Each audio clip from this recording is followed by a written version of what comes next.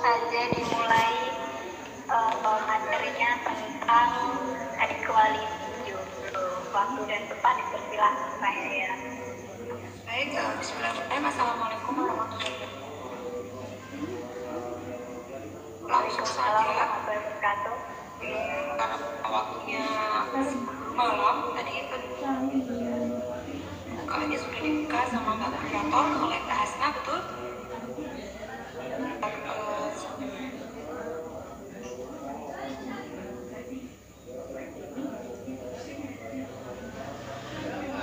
Apa sih aslinya jomblo equality itu apa? Apakah hanya sekedar jomblo saja?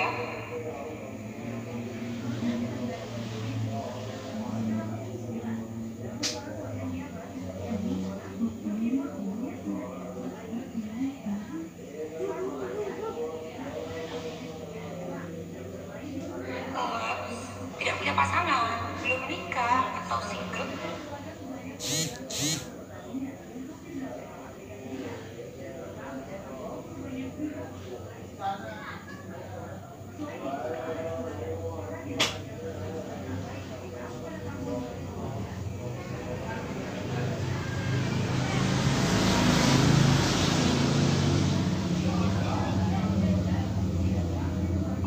Mau dia menikah itu karena Allah, mau dia itu berkarir ya karena Allah, pokoknya semuanya itu digantungkannya itu karena Allah dan di jalan Allah.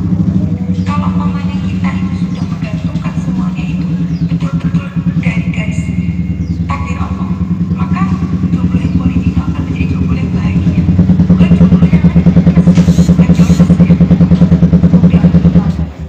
Di zaman sekarang itu lebih terkesan ke kayak Jones ya. Apa itu Jones? Maksudnya kayak pikiran mereka hanya kenapa saya jomblo? Kenapa saya belum nikah? Kenapa saya belum punya pasangan? Saya tidak siap untuk ditanyakan apalagi kita lagi lebaran. Kapan menikah? Dan atau karena berlomba-lomba teman-teman yang sudah pada menikah akhirnya merasa ngenes karena belum nikah. Padahal kalau jomblo untuk menjadi jomblo yang bahagia, yaitu jomblo yang dia itu bahagia karena memang ketentuan dari Allah memang belum diberikan pasangannya. Ya karena gini loh, takdir nikah mati itu kan dari Allah, itu ranah Tuhan, itu urusan Tuhan, bukan urusan kita. Urusan kita itu apa? Sebagai hamba yang belum ditakdirkan bertemu pasangan, tugas kita tuh apa? Menaikkan potensi diri, menaikkan kualitas diri. Karena dulu guru saya tuh pernah ngerti gini, seperti apa kita sekarang itu yang dilakukan jodoh kita di sana. Jadi misalkan sekarang saya lagi bahas, kita mungkin udah menikah atau belum? Belum, Pak. Belum. Masih jauh juga. Maka jodohnya saya, jodohnya Mbak Hasan juga lagi ngaji. Jadi jodoh itu cerminan diri kita. Kita nggak perlu sih untuk memilih, untuk memikirkan akan seperti apa calon kita, kapan kita menikah. Itu sudah ditakdirkan Tuhan. Dari zaman azali, jodoh itu sudah termasuk yang ditakdirkan Tuhan. Tugas kita, para jomblo, itu untuk menaikkan kualitas diri.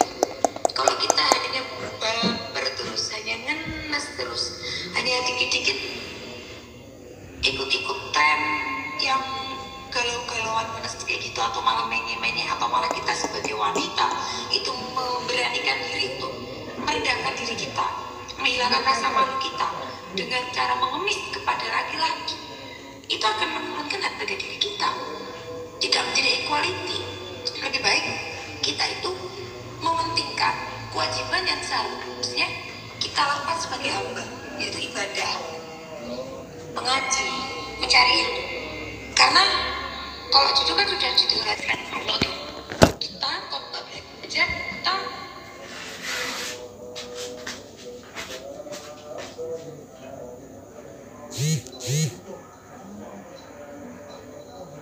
maafkan, kita tidak, kalau tidak mengkotor tidak akan lunas seperti itu kan. Nah, apa yang bisa kita lakukan saat ini yang kewajiban kita, maka kita lakukan. Kita sibukkan diri, jadi biar gak dikit baper kayak gitu. Sering saya dibilang kayak gini, emang gak cinlok nanti kalau sama ini atau sama itu. Terus saya sering dapat omongan kayak misalkan kayak saya kebetulan punya supir saya tuh masih kecil, maksudnya sepantaran dari kita belum nikah, itu saya sering loh dapat omongan kayak takut cinlok kan, atau awas nanti baper kayak gitu. Saya selalu menjawab kayak, makanya otak itu diisi, hati diisi dikit, biar kita tahu batasan, dan kita tahu apa tugas kita. Kalau kan saya anak kuliah,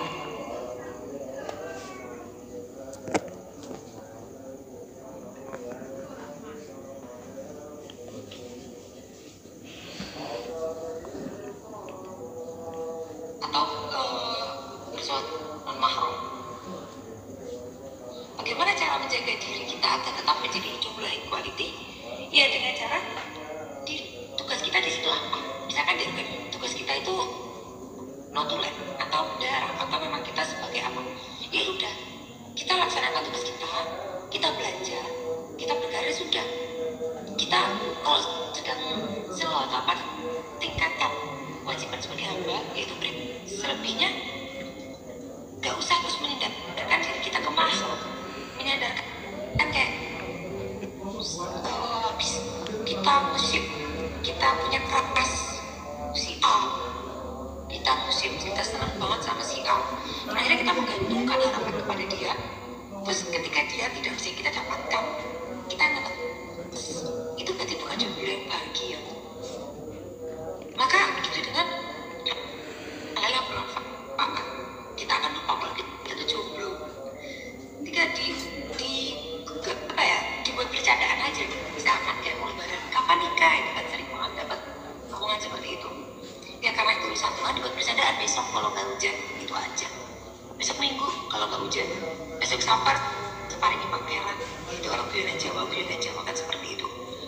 Dibuat santai, jangan dibuat ngenes. Kalau dibuat ngenes ya kita tidak akan mencerminkan bahwa kita ini jomblo filah. Kita seperti ini. Bukan nasib kita yang ngenes, tapi memang saya menjaga. Karena memang saya menjalani takdir sesuai dengan takdir Allah. Memang belum dapat, ya sudah. Tugas saya belajar, ya belajar. Tugas saya kuliah, ya kuliah. Tugas saya mondok mengaji, ya mengaji. Begitu. Jadi kita naikkan kualitas diri kita daripada kita sibuk memikirkan apa yang memang sudah dicerminkan oleh Tuhan. Karena perempuan jika bukan karena ilmunya, maka dia akan gila perasaan. Begitu kan? Bahkan Sayyidah Rabi'ah Adawiyah kan berkata seperti ini. Taulah kita siapa belum? Bukan Rabi'ah Adawiyah saya ya. Saat dilamar oleh Hasan Basri, laki-laki itu mempunyai 9 akal, 1 nafsu. Perempuan mempunyai 9 nafsu, 1 akal. Tapi kenapa laki-laki itu tidak bisa menahan nafsunya? 1 nafsunya dengan 9 akalnya. Itu kan kata Sayyidah Rabi'ah seperti itu. Meskipun itu entah secara ilmiah dan bukti atau tidak, tapi dari situ pun kita juga merasakan perempuan itu terlalu pakai perasaan daripada laki-laki yang memakainya rasional, pemikiran ilmu ilmiah, daripada perempuan yang selalu pakai perasaan. Kayak contoh, bang digombalin dikit, dibuat dicuekin dikit, nah itu karena terlalu perasa.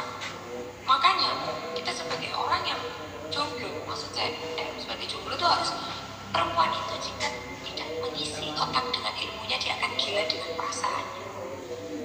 Maka kita harus menyeimbangkan antara ilmu, otak dengan hati. Ya tadi saya bilang di awal bahwasanya perempuan itu, kita lah, gak semua perempuan jomblo, istilah kepala dengan ilmu, hati dengan zikir, biar tahu batasan, seperti itu. Karena ya tadi itu kayak kalau ketika kita sedang kacau, hati menenangkan. Kalau hati kita sedang gak enak, maka otak menetralkan. Itu akan ingat semua. Dan juga kayak sibukkanlah kita untuk menaikkan potensi diri, belajar, berkarir atau apapun itu menaikkan potensi diri daripada kita memikirkan apa yang menemukan rasa kita. Kayak kalau guyonan itu gini ya, kapan nikah tuh pasti dulu saya sering guyon itu kan, kamu kapan mati? Kenapa pertanyaan kapan nikah itu selalu ada daripada kapan mati? Padahal tuh mati dan menikah itu kan sama-sama takdir dari Allah. Tinggal bagaimana kita mau menikah dulu akan ditemukan dengan takdir atau dengan takdir kematian. Dan demikian kita nggak pernah tahu. Tapi kalau untuk bayar hutang, kayak ya Allah besok pagi aja aku udah tahu masih hidup atau enggak. Ini bagaimana hutang puasa? Ini bagaimana hutang sholat? Ini bagaimana apakah hari ini saya sudah mengaji apa? Sudah mendapatkan ilmu apa? Itu kan yang paling penting dipikirkan daripada mau nikah sama siapa atau kapan. Pokoknya dipersiapkan itu dulu, karena menikah itu juga butuh ilmu. Gak terus ujuk-ujuk rapi, lo gak bisa. Semuanya pun butuh ilmu. Kalau gak ilmu, maka juga kayak kemarin saya menyimak live-nya bikin pernikahan dengan Gus Epic kemarin itu menarik itu. Kayak gue sangkan saya mengutip sedikit kata-kata Gus Epic yang mana kayak semua pun butuh kesiapan kan, kayak termasuk dari menyiapkan diri. Nah, mumpung masih jomblo, kita masih bisa kemana-mana sendiri. Orang tua mengizinkan untuk ngaji, kita los ngaji. Kita manfaatkan waktu itu. Jadi jangan lemah dengan perasaan kita yang lemes gitu. Dan kita sebagai yang belum diberikan pasangan jomblo itu seharusnya lebih bersyukur, karena mungkin Allah itu belum menuliskan kita di umur 25, 26, 27 untuk menikah. Mungkin karena Allah tahu. Misalkan saya ini masih sering main. Saya masih sering kumpul teman. Yang mana hal itu tidak akan bisa saya dapatkan sebebas mungkin selama saya menikah. Maka memang Allah memberikan kesempatan untuk ya udah menikmati dulu masa-masa jomblo, yang mana masa itu tidak bisa kamu temui saat kamu sudah menikah. Kayak kalau misalkan kita persiapkan dengan ngaji, dengan yang tadi itu yang saya bilang dengan ilmu itu, karena gini, Lauhul Mahfuz itu tulisannya kamu menikah umur 30, kamu ngebetnya kayak apa, siapnya kayak apa sebelum umur 30 ya kamu menikah. Demikian juga kita mau belum siapnya kayak apa kalau di Lauhul Mahfuz itu ditulis umur 25 itu sudah menikah. Makanya kita nggak perlu pusing deh mikirin kapan nikah. Sekarang kita merayakan potensi diri dulu aja. Pokok tugas kita sekarang adalah mengsolehkan diri agar mendapatkan lelaki soleh. Aslinya kayak menikah atau tidak menikah kan kita nggak tahu. Takdir menikah atau takdir kematian dulu yang kita lalui kan kita nggak pernah tahu. Tapi tugas kita sebagai hamba tidak pernah gugur. Mau kita menikah atau tidak menikah, ya kita akan tetap dituntut terus beribadah, terus mengaji, terus mencari ilmu. Apalagi nih, kita kan perempuan nih Mbak, perempuan. Gerakan perempuan, cari ilmunya perempuan itu untuk siapa? Untuk anak kita, bukan untuk pasangan kita, untuk anak kita. Jadi manfaatkan waktu ini, cari ilmu sebanyak mungkin. Karena anak yang gini, perempuan cerdas, perempuan solehah, perempuan yang mencari ilmu sebanyak mungkin, sesolehah mungkin, atau yang secerdas mungkin, pokoknya mencari ilmu yang banyak lah, itu akan melahirkan anak turun yang soleh dan solehah. Dan air susu yang keluar dari ibu yang cerdas, ibu yang solehah, itu akan ada barokah. Maka tugas kita sekarang ya menaikkan potensi diri. Gak usah sibuk-sibuk ngapain kayak gitu. Kayak saya sering loh kadang kalau jawab kapan nikah saya tahu, saya juga tahu mati dulu apa nikah dulu. Itu malah kan saya seringnya dikasihani. Seakan-akan saya itu udah pasrah sama kehidupan. Padahal maksud saya bukan pasrah dengan kehidupan, tapi kan ya kita nggak pernah tahu ya Mbak ya, mana dulu ya. Jadi kayak ya penting sekarang misalkan saya disuruh ngaji dengan fikih pernikahan, ya saya ngaji. Saya disuruh diminta nanti misalkan kapan-kapan diminta sama Mbak Asna lagi untuk ayo misalkan dua barengnya di platform yang lain atau apa, ya saya penuhi. Sekarang misalkan saya detik ini disuruh ibu, maksudnya dapat tugas birrul walidain, ya saya birrul walidain. Itu saja yang diterapkan, itu aja. Maka kita nggak akan pusing mau nikah kapan, mau mati kapan tuh nggak akan pusing. Yang penting kita udah punya persiapan amal, lah itu amal, lah itu ilmu. Amal untuk kematian, ilmu untuk persiapan pernikahan, seperti itu. Maka nggak usah takut nih para mbak-mbak, para jomblo yang dibilang apa, nggak takut telat nikah, nggak takut merawat tua, nggak usah takut, enjoy. Kalau kita sendiri enjoy, kita berprinsip, kita punya prinsip kuat, maka jodoh kita pun juga menaikkan kualitas dirinya. Ya kan? Guru saya tadi bilang, misalkan saya sama Joko, saya akan selalu sama Joko. Gak mungkin saya jadi sama Fauzi, sama Taijo, itu gak mungkin. Kalau tidak pun mau jodoh saya Joko, saya akan sama Joko. Akan tetapi nanti lagi saya itu 50, Joko juga 50. Itu yang dikatakan kayak cerminan hidup kita. Bukan berarti orang jelek dengan orang jelek, orang baik dengan orang baik, tidak. Tapi nilai kualitasnya, bukan kejelekannya, tapi nilai kualitasnya. Nah, caranya kita, biar kita pingin kita punya suami yang juga lebih jos daripada kita, ya kita juga harus menaikkan kualitas diri, naikkan nilai diri. Kita naikkan nilai kita di 80, maka jodoh kita di sana juga akan menaikkan ke nilai 80. Jadi bukan berarti berubah, nggak tetap. Nah, kan kita nggak pernah tahu itu sama siapa. Maka tugas kita adalah menaikkan kualitas diri. Dan cintai apa yang kamu miliki, jangan miliki apa yang kamu cintai. Sekarang apa yang saya miliki? Orang tua. Karena memang saya belum punya suami, orang tua yang saya cintai. Saya berbakti sedemikian apa, pokoknya sebelum saya itu sudah tidak bisa berbakti sama orang tua lagi. Kalau sudah menikah kan kita sebagai perempuan kan beda surga ya Mbak ya. Bahkan untuk laki-laki pun misalnya sudah menikah juga, dia punya tanggungan lain. Meskipun walaupun sampai kapanpun laki-laki tetap milik ibunya, tapi dia punya keluarga, dia akan tetap punya tanggungan lain. Gue harus ngopeni anak bojone. Maka cintai apa yang kamu miliki saat ini. Yang saya miliki adalah, misalkan saya hanya memiliki pena dan kertas untuk menulis, untuk belajar. Saya hanya memiliki laptop untuk kuliah.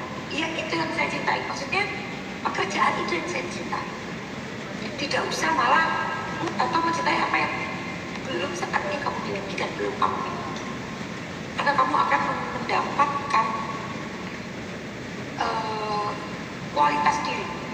Kamu akan mendapatkan kualitas diri. Dan jangan takut mempunyai prinsip. Misalkan ya, saya berilmu, saya ingin suami yang berilmu. Jangan takut untuk mempunyai prinsip itu. Pertahankan. Bukan berarti kita jual mahal. Bukan ya. Bukan terus akhirnya semua ditolak itu udah. Tapi gimana ya? Kafa'ah kan memang penting ya. Maksud kafa'ah penting itu kan kita punya ilmu meskipun sedikit, ya paling enggak kita mempunyai laki-laki yang memiliki ilmu juga. Jangan yang kosong belum. Ibarat tuh misalkan kita mengamini doa ini diamini atau doa aja guru mana atinanto begitu. Jadi kayak fokus dengan kualitas diri. Sebagaimana engkau mengkhodijahkan dirimu, maka engkau akan mendapatkan Muhammad. Dan sebagaimana engkau para laki-laki memuhammadkan dirimu, engkau akan mendapatkan Khadijah. Ya Allah, melihat dari ceritanya Nabi Yusuf alaihissalam, ketika Zulekha mengejar cinta Yusuf, Allah menjauhkan Yusuf padanya. Kita tahu sendiri bagaimana Sayyidah Zulekha itu mengejar cintanya Nabi Yusuf. Pas pada saat itu punya suami yang sampai mau fitnah Nabi Yusuf malah sama Allah dijauhkan, ya kan? Tapi ketika Siti Zulaikha mendekatkan diri kepada Allah, Yusuf didekatkan sama Allah. Makanya kita dekati itu siapa? Yang punya makhluk, bukan makhluknya, tapi yang punya makhluk. Di situ Sayyidah Zulaikha memantaskan diri juga. Dan ya tadi ketika Sayyidah Zulaikha itu menurunkan harga dirinya dengan mengejar lelaki terlebih dahulu, malah Allah menjauhkan dia dari apa yang dia inginkan. Tapi ketika Siti Zulaikha itu mendekatkan diri kepada Allah, ketika dia itu mengejar cinta rohnya, justru itu malah didekatkan sama Allah. Ini sih Nabi Yusuf ini. Begitu dengan kita nggak usah sibuk untuk mengejar laki-laki duluan.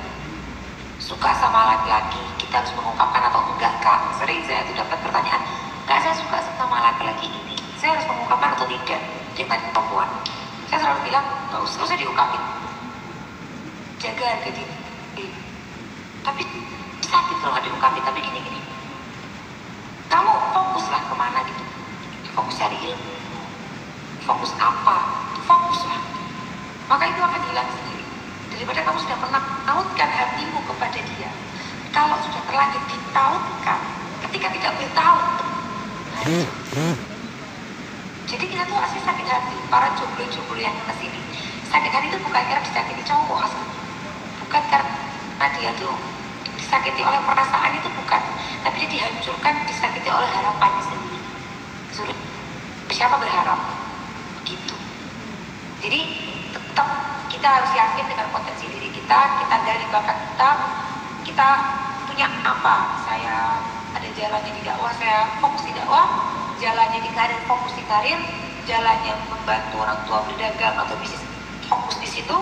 Atau misalkan saya mempunyai bakat terpendam, misalkan kayak fotografer atau apa ya, di perbisniskan marketing atau apa ya, fokus ke situ saja, fokus dengan kualitas diri kita.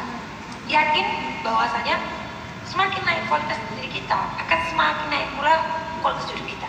Apa yang kita lakukan sekarang, itu dilakukan jodoh kita di sana. Jadi kalau kita lagi malas-malasan, kita lagi menyek-menyek, lagi mengejar orang yang entah itu jodoh kita atau bukan, jodoh kita di sana juga lagi seperti itu. Lagi ngejar cewek pasti apa, lagi menyek-menyek, lagi rebahan, lagi malas-malasan. Justru sekarang, saya lagi ngaji, bahasnya lagi ngaji, si doi di sana pun lagi ngaji. Tuh ngaji opo, bu melu ngaji sebagai pernikahan, bu ngaji Quran, bu ngaji tadarus, bu ngaji cuma pokoknya sedang mengaji. Jadi fokus sama diri sendiri aja, cintai diri sendiri aja. Aku cinta kamu, I love myself. Aku cinta diriku sendiri. Gitu. Mungkin materinya cukup dari situ aja, Mbak. Oke, terima kasih Pak Yaya, Masya Allah. Ini buat jomblo-wati ini. Ini tamparan begini, yang jangan menyi dan terlalu takut untuk menjadi jomblo itu bukan aib loh. Jomblo itu malah sesuatu yang istimewa gitu loh. Bahkan di syariat Islam sendiri kan memang disarankan untuk berpasangan kalau memang bukan menikah ya, kayak ya. Memang udah ada syariatnya gitu loh. Jadi kalian tuh jangan malu untuk mengakui kalau kalian itu jomblo. Jadi besok kalau Syawal, kalau ditanyain mana nih pasangannya atau ini, kalian nggak usah takut untuk menjawab kalau kalian itu memang masih jomblo. Kalian coba kita memang belum ada, atau kalian masih fokus sama diri kalian. Kalian memang ada, cuman belum dipilih. Gitu. Jodoh itu kan sesuatu yang udah pasti, jadi nggak perlu kalian pertanyakan gitu loh. Yang perlu kalian itu memang kualitas sendiri. Oke, coba ya ini untuk mempersingkat waktu, kita langsung aja ke sesi yang jawaban lagi. Siap. Oke, ini ada pertanyaan. Oh iya, mengingatkan lagi buat sahabat-sahabat singkat sebelumnya. Tadi mohon maaf kalau live streaming sebelumnya itu sempat terputus. Buat teman-teman tadi yang udah ada yang mengirimkan pertanyaan itu mohon dikirimkan ulang.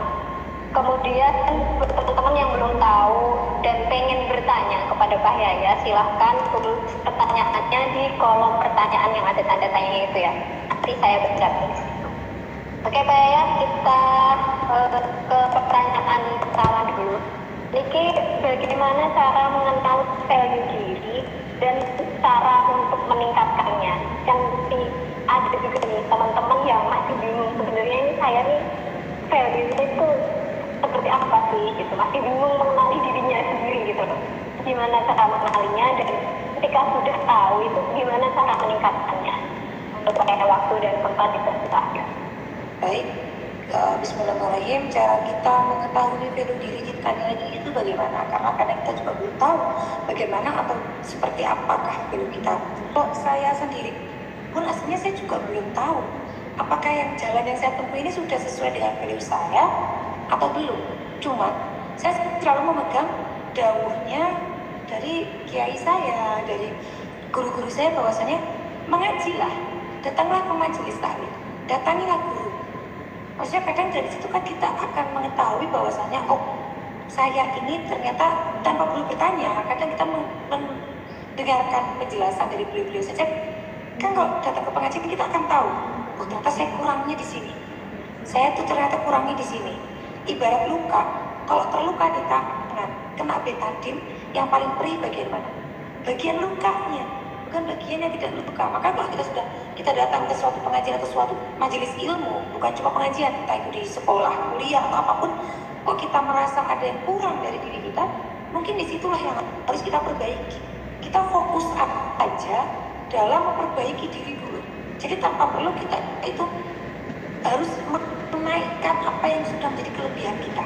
Tapi kalau saya pribadi ini ya soalnya, karena saya sendiri juga masih bingung apakah saya sudah sesuai dengan value saya atau apa saya masih salah arah gitu loh. Cuman sejauh ini saya sudah nyaman dengan apa yang saya lakukan. Misalnya kayak mau saya di Instagram diomong tukang ngegas, mau saya di Instagram dibilang cewek jutek, cewek cuek, galak atau apapun itu, saya enjoy. Saya tidak fokus dengan komentar-komentar yang bagi saya itu bukan hal yang harus saya pikirkan. Tapi saya fokus ke ternyata saat saya datang ke majelis ini saya kurang, saya terkena apa ya kayak jelek bagian ini, berarti saya harus memperbaiki bagian ini. Ternyata saat saya mendengarkan ini saya jelek atau kerasa di bagian ini, maka saya akan memperbaiki di bagian itu. Kita fokus ke perbaikan diri saja, maka dengan sendiri kualitas diri kita juga akan naik. Tanpa kita tuh fokus dengan kelebihan kita dulu. Justru malah kelebihan itu biarkan orang lain yang memandang. Kalau kita terlalu menaikkan kelebihan kita, malah kadang kita akan lupa dengan kekurangan diri dan naudzubillah akan menjadi cewek yang menjadi manusia yang sombong. Seperti itu mungkin. Masya Allah, itu ya buat teman-teman semua yang masih bingung cara mengenali value dirinya seperti apa, itu seperti yang disampaikan oleh Pak Yaya tadi. Itu jadi kita disarankan untuk datang ke majelis ilmu, kita disarankan untuk belajar lagi. Itu nanti kita bakal tahu gitu sebenarnya value kita itu gimana, itu kita tahunya dari situ gitu loh. Oke, ini Pak Yaya ada pertanyaan dari sahabat Inka, dari Kak Putri Sasita. Ini pertanyaannya, kalau kita sudah menjaga diri, tapi pasangan kita ternyata orang yang nggak bisa mengontrol nafsu sama cewek lain, itu bagaimana Pak Yaya? Pak Yaya, waktu dan tempat. Pertanyaannya masih ambigu. Pasangan kita ini mohon maaf untuk pasangan halal atau pasangan yang memang belum halal? Mungkin untuk pasangan yang sudah halal. Kalau malah justru ini justru ya Pak ya. Kalau pasangan yang sudah halal itu gampang loh malah daripada pasangan yang belum halal. Meskipun saya sendiri belum menikah, saya belum mengalami itu. Namun kalau untuk pasangan yang sudah menikah, cara mengontrol nafsu dengan cewek lain si suami itu bagaimana? Kamu gini Mbak, apa yang membuat lelakimu itu nafsu ke cewek lain? Jadikanlah dirimu itu. Misalkan si pasangan, saya selalu dibilang sama ustazah saya seperti ini. Saya mengaji di ustazah saya ngerti kok gini. Kalau suamimu itu suka wanita yang disemir rambutnya, kok dia kelepak-kelepak sama wanita yang aduhai bagian, maksudnya maaf misalkan berambut merah, semir rambutmu jadi merah. Terus kemudian dia nafsu sama wanita yang seksi, dia nafsu dengan wanita yang mohon maaf bodinya aduhai. Maka saat kamu dengan pasangan jadilah wanita seksi itu. Ibarat orang ngomong pas dinas.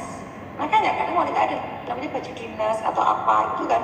Ya saat itu kamu tunjukkan bahwa aku bisa lebih seksi daripada orang itu. Ketika pasanganmu itu menyukai si B karena rayuannya yang mau, maka berarti kamu harus merayunya lebih mau. Jadi kayak justru makanya saya bilang kalau kita sudah punya pasangan itu lebih enak menjaganya. Meskipun saya belum pernah melakukan. Misalkan di sini ada yang sudah menikah kemudian menonton kayak ngomong doang belum bisa ngerasain, belum tentu gini-gini. Ya memang ini kan secara teorinya. Cuma dari ustazah saya yang Ndiko, saya tahu dari ustazah saya itu seperti itu. Untuk menjaga gini, laki-laki itu mata jelalatan itu udah kayak kodratnya ya. Mau sealim apapun ada cewek cantik lewat itu bakal tetap, meskipun hatinya sama kita itu mata kemana-mana. Kita nggak bisa terus masang kacamata kuda, ini nggak bisa. Maka kita harus tahu kebutuhan suami kita itu apa, yang dibutuhkan apa. Mas, pinginnya yang bagaimana? Harus ada komunikasi. Atau kamu tahu ternyata suamimu tuh mohon maaf berbelok dengan wanita lain karena apa? Ya kamu jadilah seperti itu. Ibarat orang berkunjung ke Alfamaret disambut selamat datang, mau pesan apa, ada yang bisa saya bantu, siapa yang gak betah daripada dengan pengunjung yang datang ke suatu toko yang penjualnya di situ bau, gak wangi, judes, gak ramah. Keluar lagi kita, gak mau beli gitu kan. Nah mungkin jika memang itu masalahnya ada pada si jenengan, maksudnya jenengan si perempuan itu, ya kita harus ngaca dulu lah. Sebagaimana pokoknya laki-laki masuk rumah kita harus sudah wangi, kita harus sudah cantik.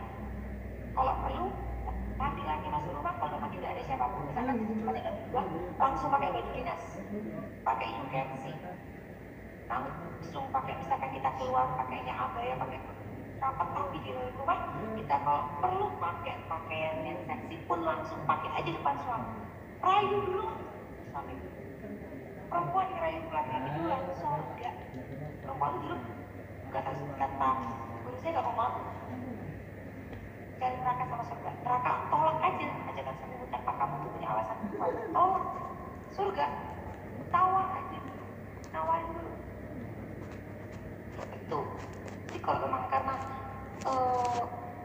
nggak bisa mengontrol nafsu cewek lain, mungkin kamu harusnya bisa sebagai pengontrol nafsunya si suamimu itu, yang bisa memenuhi kebutuhan biologis suamimu, yang akhirnya suamimu sudah tidak butuh dengan yang lainnya, udah nggak jajan dengan yang lain. Saya sering tahu sadar itu, padahal sadarnya alim-alim ya mbak ya, bener-bener yang masya Allah. Tapi kalau cerita itu, wah saya ini beli pakaian tuh mini-mini loh. Wah saya ini untuk menyambut suami saya sudah pesalan pakai apa ya bahasanya, kayak saya bermanicure, pedicure, sudah rebonding, sudah apa. Wah, saya tuh pakai gini. Itu sekelas ustazah, kenapa kita harus malu?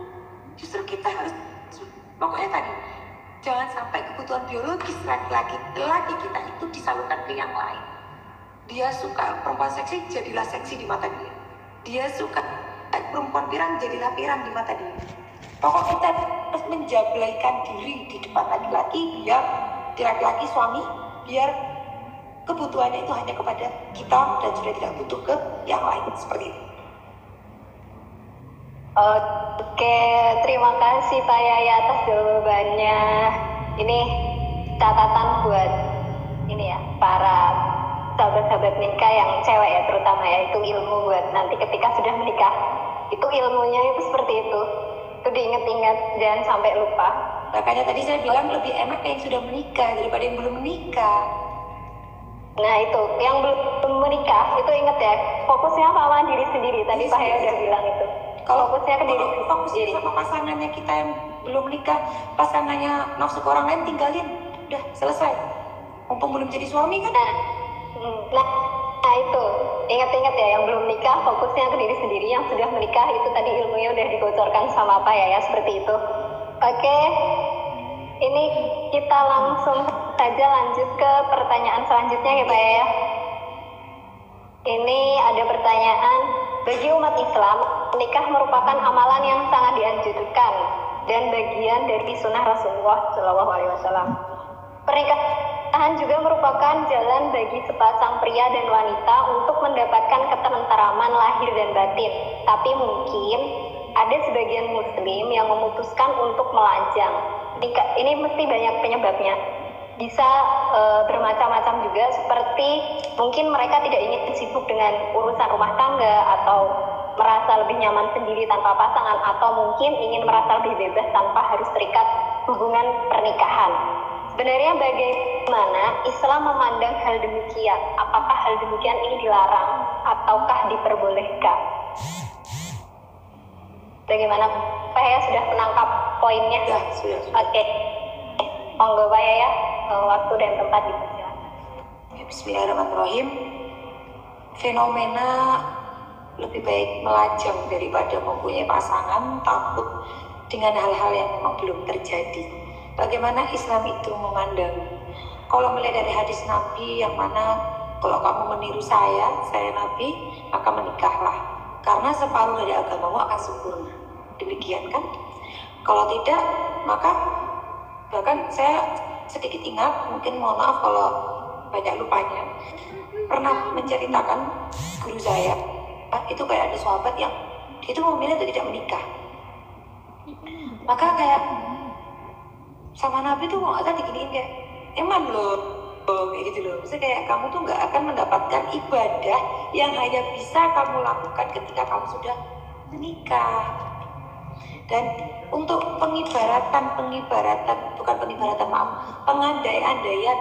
pengandai-andaian sesuatu yang belum terjadi itu kan nggak boleh. Sama aja kita tidak percaya takdir. Kalau misalkan memilih melajang dengan alasan kuatnya apa dulu? Misalkan kayak takut nanti nggak fokus ini, aku nanti kalau sudah menikah nanti nggak open sampai opone misalkan, atau bagaimana? Kamu tidak percaya takdir, kamu tidak percaya dengan Allah yang sudah menjamin hidup kita. Bahkan loh saya loh kalau ketemu ustazah saya loh diginiin, sampai sekarang saya masih belum menikah tuh. Ya kapan kamu nikah? Ayo nikah. Nikah tuh bukan bahasa enak ya. Kadang kan orang-orang nikah tuh enak loh kayak gitu kan.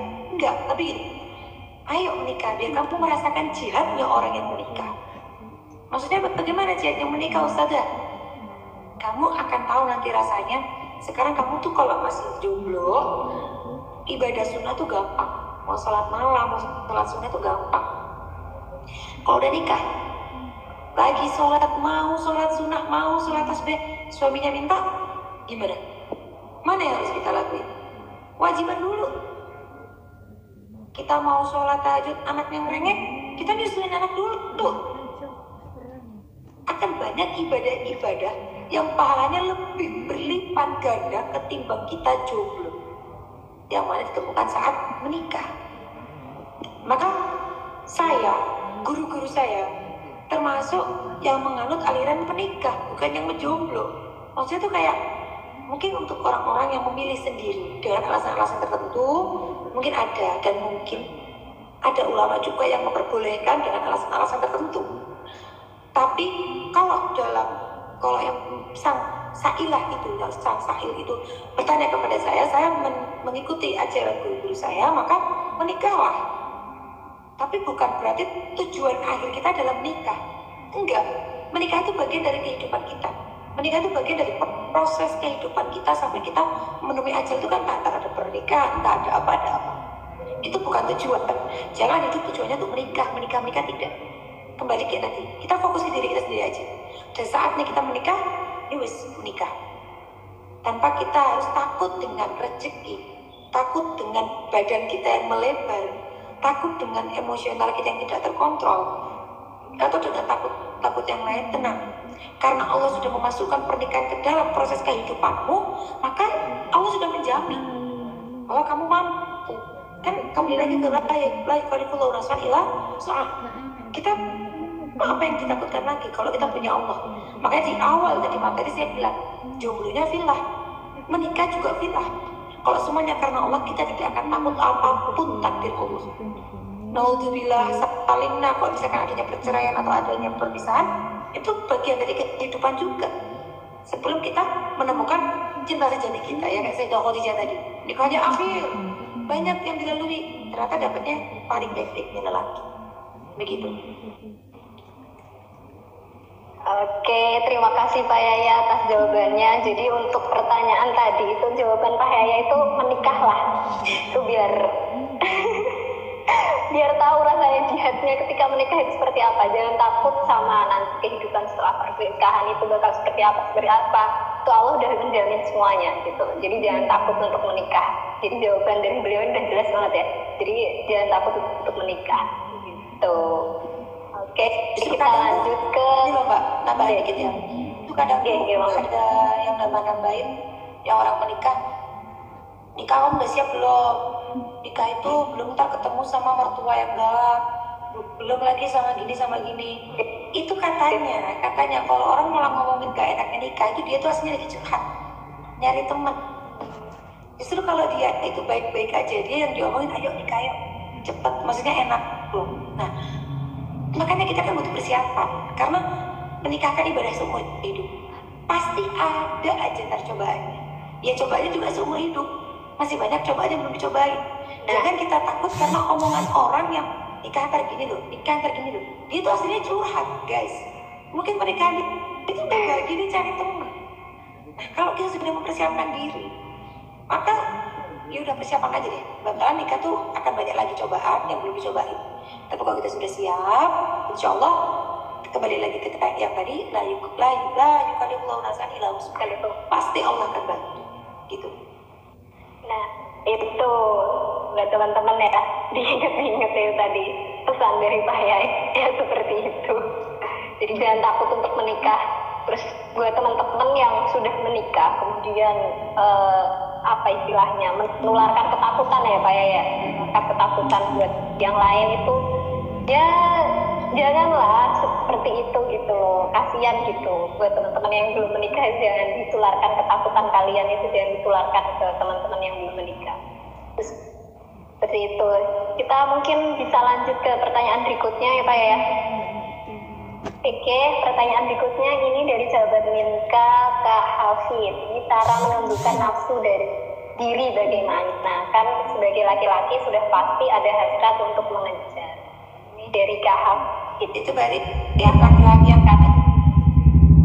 Ya, mungkin ada jiwa-jiwa. Ini temanya udah equality, kenapa ujung-ujungnya nanyanya ke nafsu, ke nikah? Mungkin karena tadi ada serempetan, akhirnya kan kawan-kawan ini terpancing untuk mengeluarkan pertanyaannya. Apalagi ini kayak kan ngomong ya. Iya. Nafsu diri bagaimana dulu mas, gue cewek, gimana pun menunduki nafsu.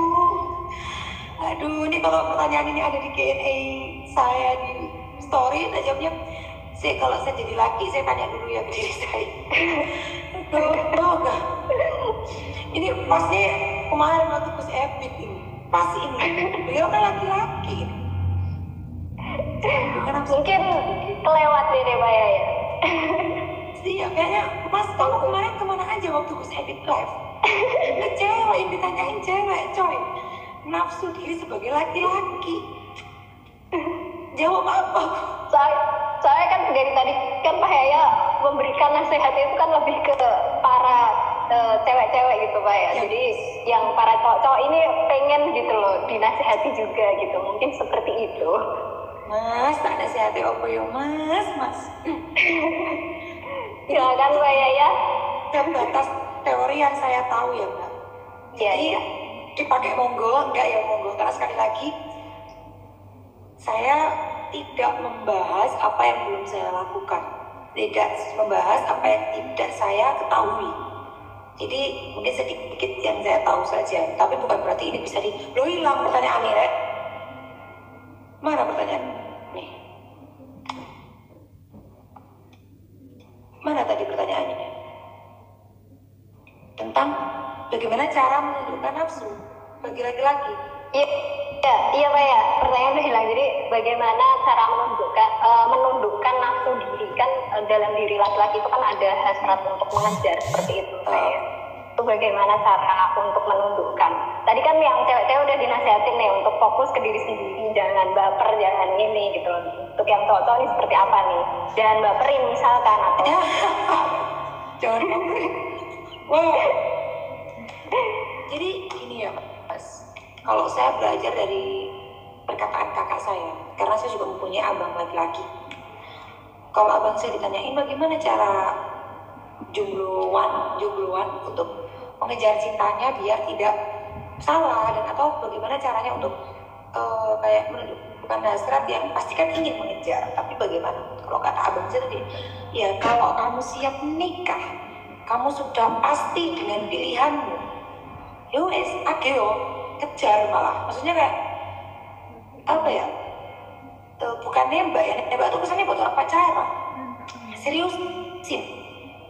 Kalau kamu sudah memang pas menemukan apa yang sudah cocok padamu, sudah kamu telusuri dan dia oke, datang malah justru kejar lah, jangan malah kamu menahannya. Ya kan kayak ada kan sobat yang bertanya cara meredam nafsu itu bagaimana? Puasa. Kalau tidak berpuasa ya menikah kayak gitu kan. Maka kalau yang maksudnya kamu itu kamu sudah siap untuk menikah dan pilihanmu itu sudah oke, sudah cocok dan sip untuk diseriusin, justru malah baiknya segerakan, kejar. Malah justru saya mau mengajukan untuk kejar, karena saya sendiri juga suka laki-laki yang ngejar sih daripada saya yang ngejar. Tapi kalau untuk diseriusin, tapi kalau kamu merasa kamu belum siap untuk menikah, kamu tapi hanya pengen ngejar cewek cuma untuk mainan, entah untuk bokar pes sampean lebih seneng tok, maka ya gimana ya, aslinya nasihat tadi itu untuk cowok cewek yang kayak naikkan kualitas diri dulu deh, ngaji dulu deh, udah bisa doain apa buat makmumnya, habis sholat itu doain udah sepanjang apa, udah sedalam apa cuma bisa robana atina fitinah hasanah doang. Kamu pengen mendapatnya kayak apa tujuan, maka amatkan dulu kamu. Jadi kayak kalau kamu itu sudah belum yakin dengan apa yang kamu pilih, tapi kamu tuh masih ada hasrat untuk mengejar, maka ya kayak sama untuk semua jomblo lah. Coba datangin majelis ilmu, coba datangin majelis taklim, berkarirlah, bekerjalah, mengajilah, pokoknya sibukkan diri kamu. Tapi kalau kamu malah sudah yakin dengan pilihan, sudah mantap dengan pilihan, justru kejarlah. Bukan cuma ngejar, seriusin. Jangan anak orang cuma dibawa baper doang, habis itu ditinggalin dengan alasan nyoba, jangan. Itu kok cuma nyoba ini doang tuh, maka udah mondok aja dulu, mondok banyak ketaknya, nggak bisa lihat siapa-siapa gitu. Jadi jangan malah, pokoknya saya cuma bisa jawab seperti itu sih. Kayak kalau kamu kamu ingin mengejar wanita yang justru yakin kamu kejar, kecocok dengan kamu yakini dia oke sebagai calon pendampingmu, justru kejar lah, tapi seriusin. Tapi kalau kamu belum yakin dengan dia, maka sibukkan dirimu dengan yang lain. Itu buat siapa aja, sibukkan dengan yang lain. Jangan baperin anak orang doang. Lebih baik belum mengenalnya sama sekali daripada sudah mengenal. Maksudnya jangan malah kamu coba untuk ngechat dulu, jangan malah kamu untuk coba dulu, jangan. Tapi langsung aja. Kalau kamu oke, seriusin, jangan coba-coba. Karena perjalanan serius itu kan akan ada prosesnya. Nggak terus kamu serius menikah, biasanya enggak. Karena ada tahap perkenalan dulu dari orang tua bagaimana. Dan saat itulah kamu penjajahan karakter pasanganmu itu saat itu. Jadi bukan terus dicoba-coba, enggak Yuwis. Karena orang udah baper, kamu tinggalin. Terus dengan alasan ceweknya yang kebaperan, ya lo apa kabar gue ya? Coba doang. Ntar cewek minta kepastian, minta nikah, jawabannya belum siap. Ntar cewek minta nikah, dibilangnya ngebet nikah. Nih, siapa yang salah. Yang salah tukang nyelok sambel, udah jadi sambel diulek, seperti itu. Itu. Oke, itu ya Kak, siapa tadi Kak Hafid, itu jawabannya seperti itu dari Pak Yaya. Cara menundukkannya itu seperti itu. Kalau mau ya puasa, kalau enggak ya Menikah. tadi kalau memang udah serius menikah gitu. Menikah pun ada tahapannya sebelum itu gitu loh, ada step-stepnya. Jangan dibaperin dulu anak orang. Oke, Pak Yaya, kita mungkin 1 atau 2 pertanyaan lagi, kemudian nanti setelah itu kita tutup sesinya. Oke, pertanyaan selanjutnya ini tentang bagaimana sebenarnya Islam itu memandang fenomena pacaran Islami ini dalam tanda kutip ya Pak ya. Ini guna menjalani masa penjajakan. Ini kan ada nih fenomena-fenomena seperti itu nih di kalangan ya anak-anak muda gitu loh Pak ya. Ini seperti apa dalam memandangnya tentang pacaran Islami dalam tanda kutip. Untuk Pak Yaya, waktu dan tempatnya dipersilakan. Rahim, pacaran Islami. Ada nggak sih pacaran Islami? Nggak ada coy. Nggak ada pacaran Islami. Bahkan bahas zaman sekarang nggak pacaran tapi berkomitmen. Berkomitmen sayang-sayangan. Berkomitmen baperin anak orang. Tapi kan dalam masa penjajakan. Penjajakanmu berapa lama? Penjajakanmu setahun 2 tahun. Sama aja udah ada ikut campur tangan setan. Jadi kayak gimana ya, bukan pacaran Islami juga ya. Jadi kayak kalau memang kamu itu proses penjajakan, tapi kamu tuh harus sebelumnya kamu udah cari tahu. Misalkan ada orang ingin serius sama saya, maka sebelum dia datang ke saya harusnya dia tuh sudah cari tahu di saya dulu lewat orang ketiga. Dia seperti apa, dia anaknya bagaimana, pendidikannya apa, bagaimana orang tuanya, bagaimana keluarganya. Ketika sudah mantap, sudah oke, serius sih. Atau butuh ada percakapan terlebih dahulu. Percakapan yang diperbolehkan tuh yang ada aja. Misalkan kayak langsung tanya, saya mau serius sama kamu. Kalau kita bersama nanti, bagaimana tinggalnya? Kan kadang ada yang saya malah tarik-tarikan gitu kan. Maksudnya kayak dari dia cewek udah mau di cowok atau cowok udah mau di cewek gitu kan. Dibicarakan, atau nanti kayak langsung saya berniat serius sama kamu, kira-kira kamu ini, pokoknya pertanyaan yang memang penting ditanyakan saat nikah. Maksudnya kayak keseriusan gitu. Sudah menemukan poin, wes rampung, langsung lamar. Dan lamaran pernikahan itu baiknya nggak terlalu lama. Aku tidak fitnah. Kalau sudah oke, langsung lamar, selesai. Kalau memang tidak oke, kamu belum menemukan kenyamanan di diri si cewek itu atau si cowok itu, kamu belum menemukan kecocokan, tinggalkan. Udah, tinggalkan. Kalau jodoh bakalan datang, kalau jodoh bakalan nyatu. Banyak orang yang nyatanya misalkan dulu mantan, dia udah nikah sama orang, cerai jadinya sama mantannya lagi. Ada. Banyak juga yang tiba-tiba datang, dia yang tidak pernah kita kenal tiba-tiba jadi suami. Ada yang kita cukup tahu, oh dia dulu sempat sekelas atau bagaimana, nggak pernah sama-sama jadi suami. Ada. Kalau jodoh mau kamu lepas seperti apa bakalan nyampe. Tapi kalau nggak jodoh mau kamu genggam seperti apa, lepas. Jadi kayak cukup cara penjajakannya itu secukupnya. Sudah menemukan kecocokan dan kamu lewat orang lain juga pastinya pihak ketiga. Oke, jalan. Maksudnya jalan itu lama. Seriusin, selesai. Tapi kalau kamu kira-kira di percakapan penjajakanmu itu tidak menemukan kecocokan, selesai, tinggalkan. Jangan kebanyakan apa, kemudian pakai cara syar'i. Apakah kamu itu jamin hatimu, matamu, mulutmu tidak akan zina? Zina itu nggak cuma fisik, bisa jadi dari pikiran kotor, hati yang kotor, itu bisa. Jadi semuanya harus kita sesuaikan kebutuhan hajat saja. Di Islam bukan berarti nggak boleh bercakap sama lawan jenis sama sekali, bukan. Boleh, yaitu tadi niatnya apa.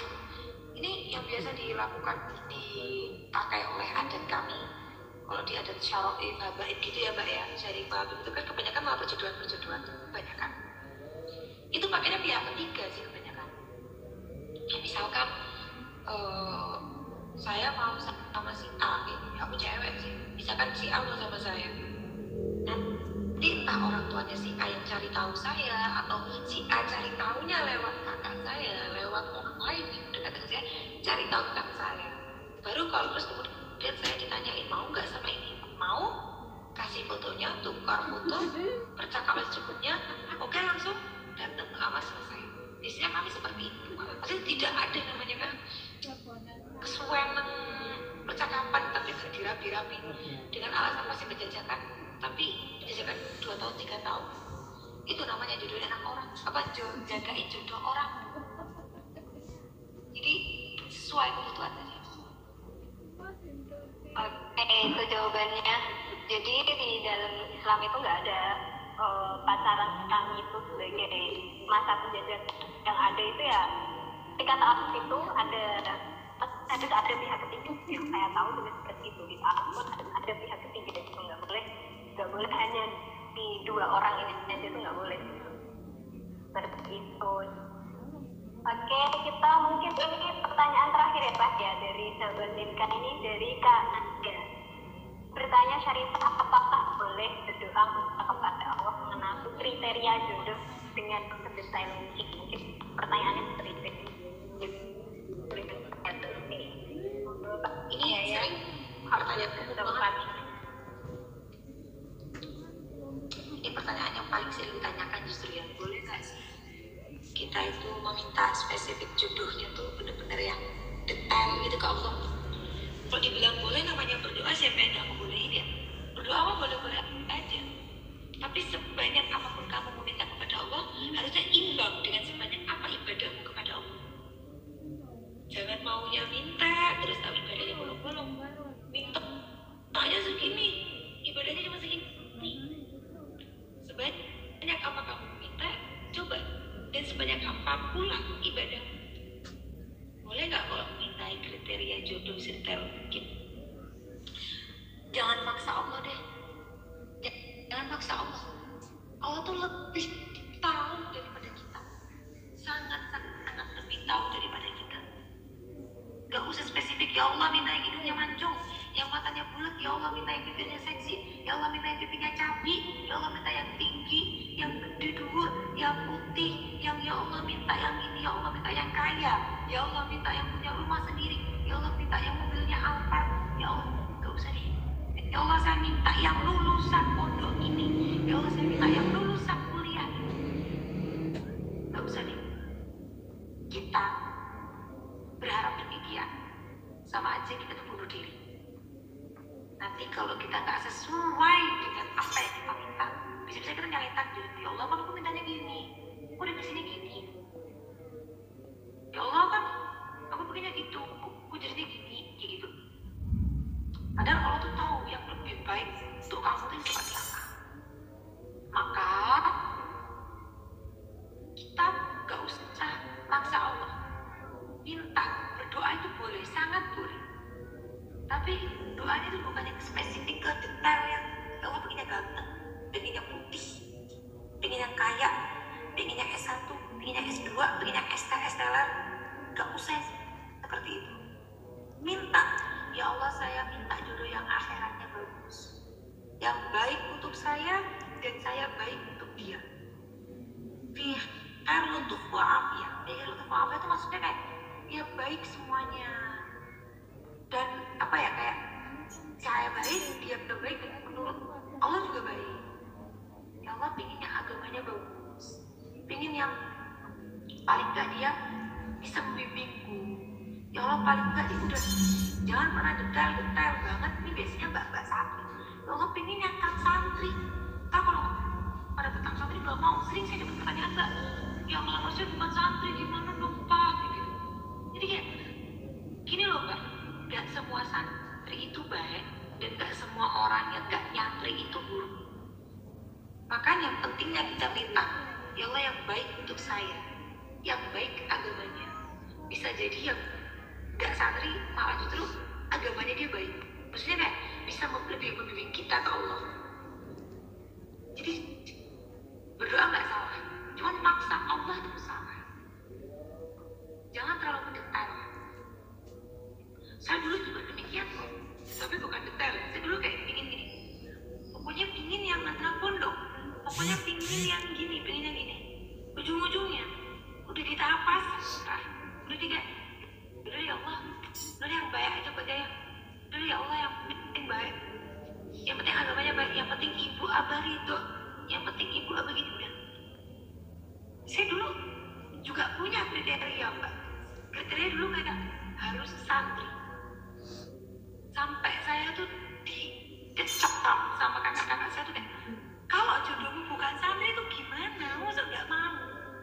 Ya jawabannya, justru karena saya punya keinginan sekarang, ya ini keinginan pun. Tapi lama-lama kayak, ya udah, karena saya lebih sibuk ke maaf kayak dakwah, kayak ngisi seminar utama, lama-lama saya terbuka pikirannya kayak dunia ini luas.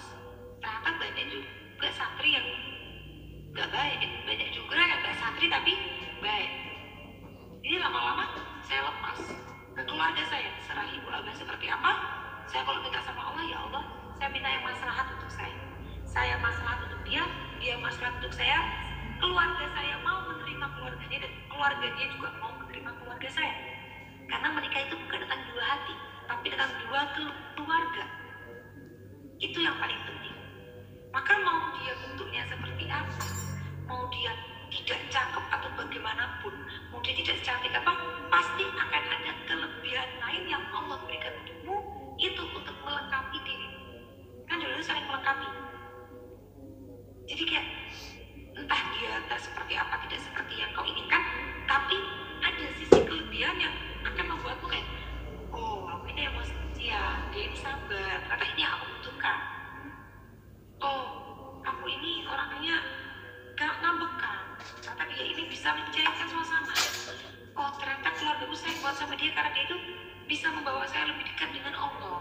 Meskipun parasnya ini bangun tidur aja malas nyawang gitu loh. Jadi kalau menurut saya untuk fisik itu akan senang kalau kita ada cinta. Itu kalau ada cinta nih. Ini saya yakin nih, semua perempuan yang ngerasain ini. Ya enggak, mbak moderator pasti juga. Kalau kita udah cinta sama orang, mau bagi orang lain dia jelek, mau bagi orang lain dia nggak cocok sama kita, yang kita lihat itu ganteng di mata kita. Itu kalau kita udah nyaman, udah cinta sama orang. Tapi kalau kita nggak nyaman sama doi, kita nggak cinta di sini cinta nyaman ya, bukan cinta nafsu, maaf.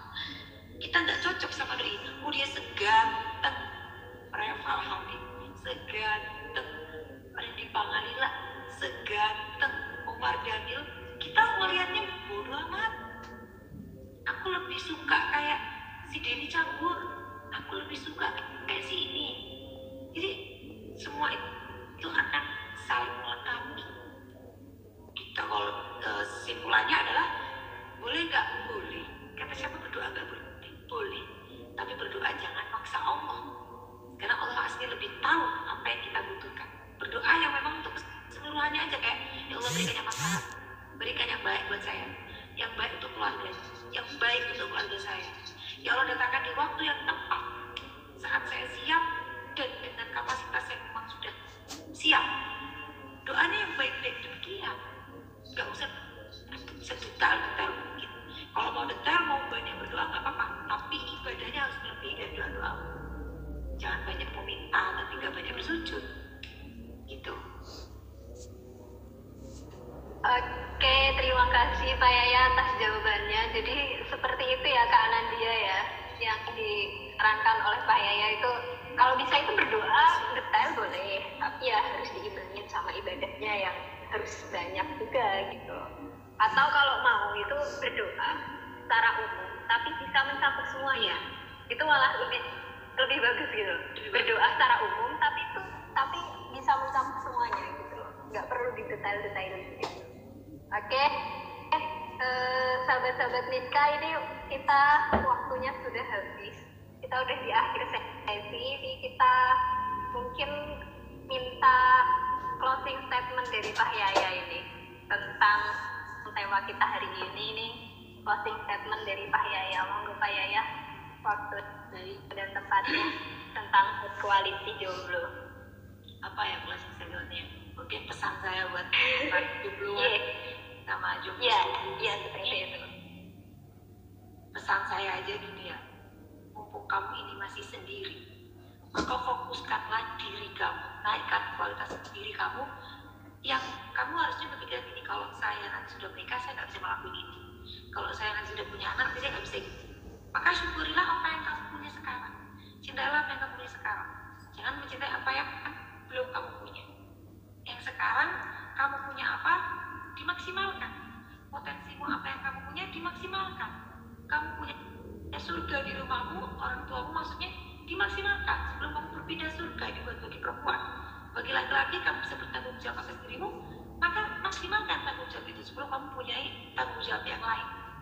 Dan teruntuk para muda-mudi, jangan lupa untuk mengisi otak dengan ilmu, mengisi hati dengan zikir, biar kita tahu batasan, biar kita tahu apa yang kita butuhkan, biar kita tahu apa yang harusnya tidak kita jamah dan apa yang kita jamah. Karena apa? Karena kalau kita ilmu otaknya ada isinya, hati ada isinya. Kalau hati kita yang memberontak, hati kita yang gak enak, maka otak akan menetralkan. Tapi kalau otak kita yang tidak bisa menerima, hati kita yang akan menenangkan. Jadi biar kita nggak pikirannya hanya satu tujuan, menikah pasangan. Dan ingat, pernikahan itu bukan tujuan akhir kehidupan, bukan ajang perlombaan, bukan tentang kalau lebaran ditanyain kapan menikah, itu bukan yang penting kamu punya jawaban, itu bukan. Tapi menikah itu adalah proses kehidupan. Jika memang proses itu akan melewati pernikahan, pasti saatnya kamu akan menikah. Atau memang kamu tidak menikah, kematian terlebih dahulu, ya maka kamu akan mengalami namanya pernikahan. Maksudnya kayak apa yang kamu punya sekarang ya kamu maksimalkan saja. Gak usah mikir aku nikah apa enggak, aku nikah kapan, gak usah. Itu sudah masuk ke proses kehidupan. Pernikahan, kematian itu proses kehidupan yang tanpa perlu kita udik-udik, tanpa perlu kita ikut campur ke ranah Tuhan. Karena tugas kita sekarang sebagai hamba, menghambakan diri, beribadah, naikkan kualitas diri. Karena apa yang kita lakukan sekarang itu sudah dilakukan oleh jodoh kita di sana. Kita sedang menaikkan kualitas diri, jadi kita juga sedang menaikkan kualitas diri. Dan jika kita sedang bermalas-malasan, bermain-mainnya, berfokus pada satu hal yang tidak penting, jodoh kita di sana juga demikian. Maka fokuslah pada diri sendiri untuk saling melengkapi di kemudian hari. Begitu. Oke, terima kasih Pak Yaya atas closing statement-nya. Ini sahabat-sahabat Minka juga sudah pasti sudah mencatat nih tadi ilmu-ilmu yang sudah ditransfer sama Pak Yaya dari tadi nih. Terima kasih Pak Yaya sudah meluangkan waktu, sudah mau berbagi ilmu sama sahabat-sahabat Minka di sini. Semoga di lain kesempatan, di lain waktu kita bisa sambung lagi silaturahmi, sambung lagi belajar ngajinya. Amin. Terima kasih banyak Pak Yaya. Mohon undur diri ya. Makasih semuanya. Yeah.